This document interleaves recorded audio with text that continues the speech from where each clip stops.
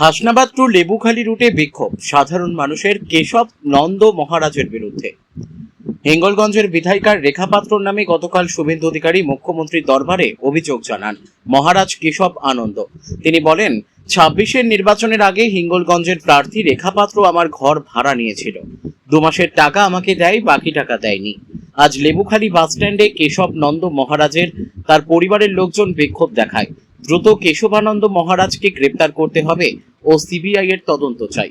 সাধারণ মানুষের দাবি, হিঙ্গলগঞ্জের বিধায়িকা রেখা পাত্রকে মিথ্যে অপবাদ দিচ্ছে, তাই আমরা আজ পথে নেমে কেশবানন্দ মহারাজের গ্রেপ্তারের দাবিতে বিক্ষোভ দেখাচ্ছে। এই কেশবানন্দ মহারাজের বাড়িতে আগে মধুচক্রের আসর বসতো, কিন্তু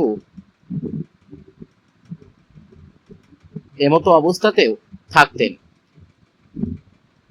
এলাকার সাধারণ মানুষের দাবি, দ্রুত সিবিআই তদন্ত ও গ্রেপ্তার করুক কি কেশব নন্দ মহারাজকে। বসিরহাট থেকে প্রদীপ সরকারের রিপোর্ট, বিগ নিউজ বাংলা। অবরোধ করছি, যেমন আমাদের কেশবানন্দ বন মহারাজ, উনি ভণ্ড মহারাজ।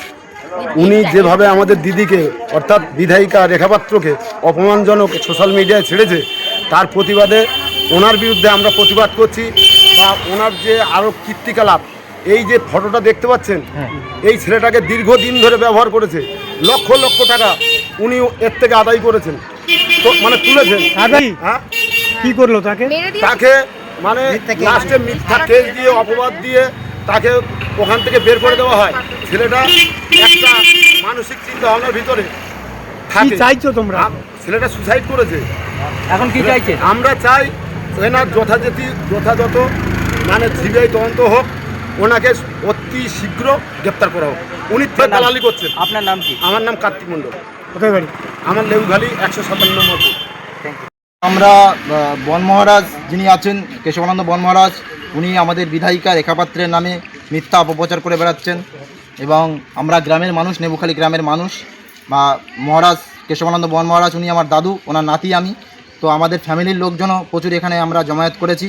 এই কারণে কেন আজকের রেখাপাত্রের নামে মিথ্যা অপপ্রচার করা হচ্ছে এবং আমরা চাইছি এই অপপ্রচার কেন করবে, এবং ওনার এই যে মধুচক্র নেবুখালী গ্রামে উনি দীর্ঘদিন ধরে চালিয়ে আসছেন বা আগামী দিনে চালানোর জন্য রেখাপাত্রকে এখান থেকে উৎখাত করার যে চিন্তাভাবনা উনি নিয়েছেন।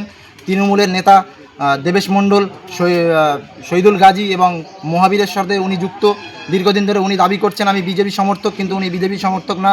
2016 সাল থেকে উনি বারবার বলে আসছে দেবেশ মণ্ডলকে ভোট দাও। কি চাইছো এখন? আমরা চাইছি সিবিআই তদন্ত হোক, ওনার এত কালো টাকা কোথা থেকে আসলো, উনি এত বিল্ডিং এত কিছু উনি কোথা থেকে করছে, সেই নিয়ে আমরা সিবিআই তদন্ত চাইছি। মহারাজের নাম কি? কেশবানন্দ বন মহারাজ। আপনার নাম কি? আমার নাম রাজেশ মণ্ডল, আমি ওনার নাতি।